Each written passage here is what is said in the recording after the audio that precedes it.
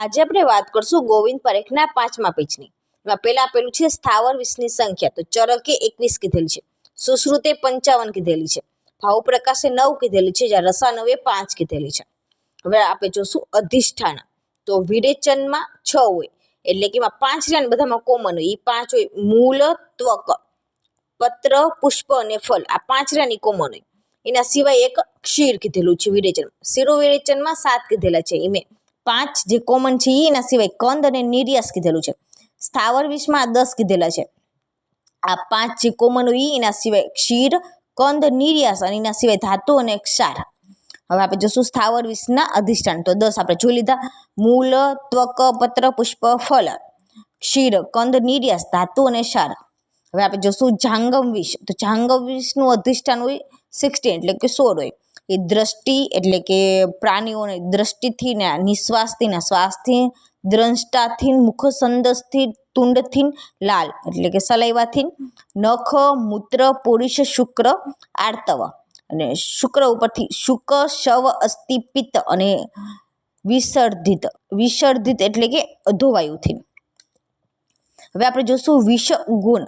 તો ચરકે 10 કીધેલા છે. એમ કીધેલું છે લઘુ, તીક્ષ્ણ, વૃક્ષ, આસુ, વિશદ, વ્યવાય, વિકાસી, સૂક્ષ્મ, ઉષ્ણ અને અનિર્દેશીય રસ કીધેલું છે. જ્યારે સુશ્રુતે 10 કીધેલા છે. એમ અનિર્દેશીય રસની જગ્યાએ અપાકી કીધેલું છે. વાઘભટ્ટે 11 કીધેલા છે. એમ 9 કોમન કીધેલા છે, એના સિવાય અવ્યક્ત રસ અને વિષમપાકી કીધેલું છે. સારંગધરે 8 કીધેલા છે. એમ વ્યવાય વિકાસી કીધેલું છે, આગ્નેય કીધેલું છે. વ્યવાય વિકાસી, આગ્નેય, સૂક્ષ્મ, છેદી. પછી મદાહ, જીવિત, હર અને યોગવાહી.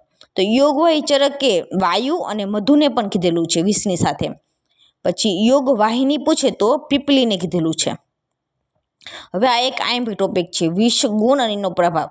તો વૃક્ષ ગુણના કારણે વાતનો પ્રકોપ કરે. અશેતી એટલે કે ઉષ્ણ ગુણના કારણે પિત્તનો પ્રકોપ કરે. સૂક્ષ્મથી રક્તનો, અવ્યક્તથી કફનો, શીઘ્ર અને વ્યવાયથી વ્યાપનોથી દેહ, તીક્ષ્ણથી મર્મઘ્ન એટલે કે મર્મ સુધી, એના તીક્ષ્ણ ગુણના કારણે મર્મ સુધી પહોંચે, મર્મઘ્ન કીધું છે. વિકાસી પ્રાણઘ્ન કીધેલું છે. જ્યાં સુશ્રુતે એને આસુને કીધેલું છે પ્રાણઘ્ન, જ્યારે ચરકે વિકાસીને પ્રાણઘ્ન કીધેલું છે, સુશ્રુતે આસુને પ્રાણઘ્ન કીધેલું છે. લઘુ. તો લઘુમાં આવશે દુરુપક્રમ. તો લઘુમાં ઉની માત્રા આવશે, તો દુરુમાં ઉની માત્રા. તો એવું યાદ રાખવાનું, આ પૂછાયેલું છે કે લઘુ હોય વિષ ગુણ એ શું કરે, તો દુરુપક્રમ.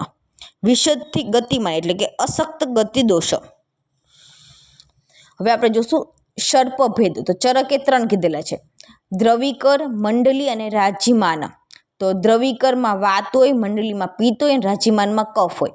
તો દ્રવિકર 26 હોય, મંડલી 22 હોય છે અને રાજીમાન 10 હોય છે. સુશ્રુતે 5 કીધેલા છે. દ્રવિકર, મંડલી, રાજીમાન, નિર્વિષ અને વૈકરંજ. તો દ્રવિકર તો ચરકે કીધેલા એમ 26 કીધેલા છે, મંડલી 22 કીધેલા છે, રાજીમાન 10 કીધેલા છે, નિર્વિષ 12 કીધેલા છે, વૈકરંજ 3 + 7 એટલે કે ટોટલી મેં 80 કીધેલા છે સુશ્રુતે. હવે આપણે જોશું સર્પદંશ પ્રકાર. તો સુશ્રુતે 3 કીધેલા છે, સર્પિત, રદિત અને નિર્વિષ. જ્યારે વાઘભટ્ટે 5 કીધેલા છે, તુંડાહત, વ્યાલિઢ, વ્યાલુત, દ્રંષ્ટક અને દ્રંષ્ટા નિપીડિત.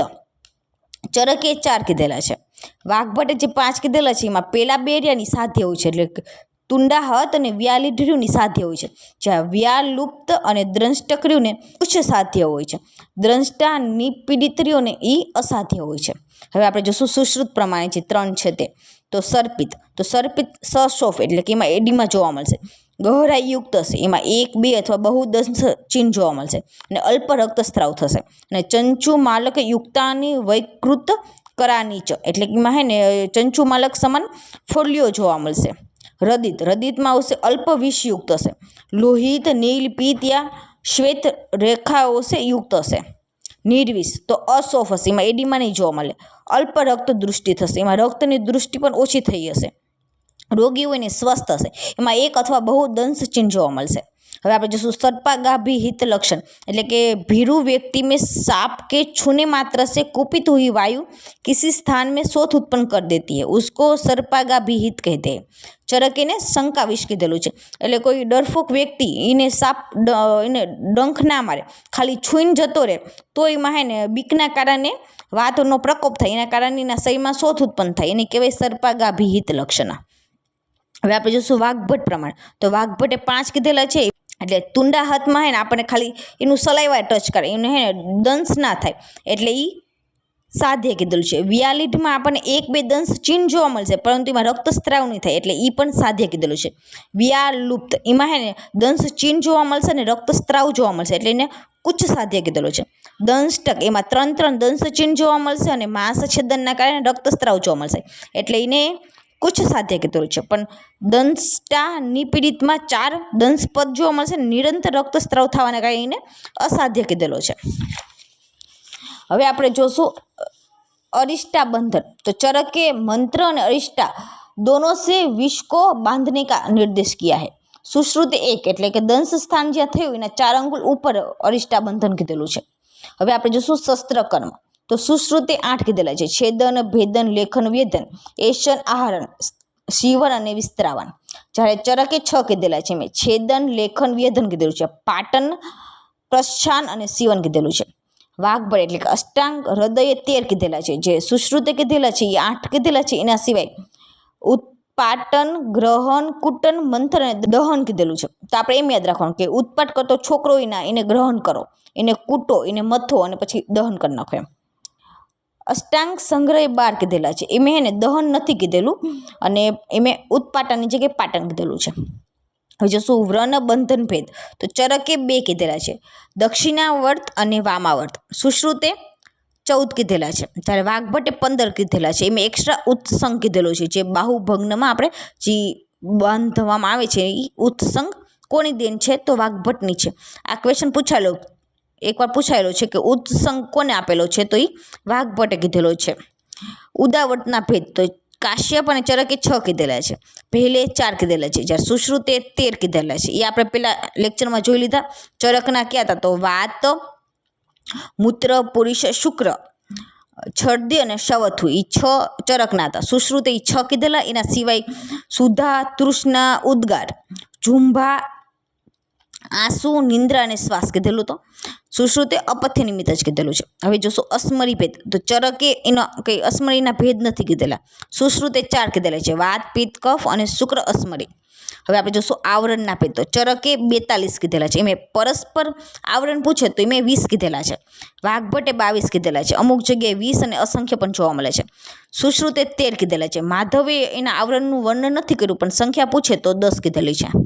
હવે જો શુક્ર દોષ, તો ચરકે 8 કીધેલા છે, તો ક્યાં છે, તો એ મેં કીધું છું તનુ વૃક્ષ અતિ પિછીલ ફેનિલ પુત્તી અને ધાતુપહિત અવસાદ્ય અને વિવર્ણ.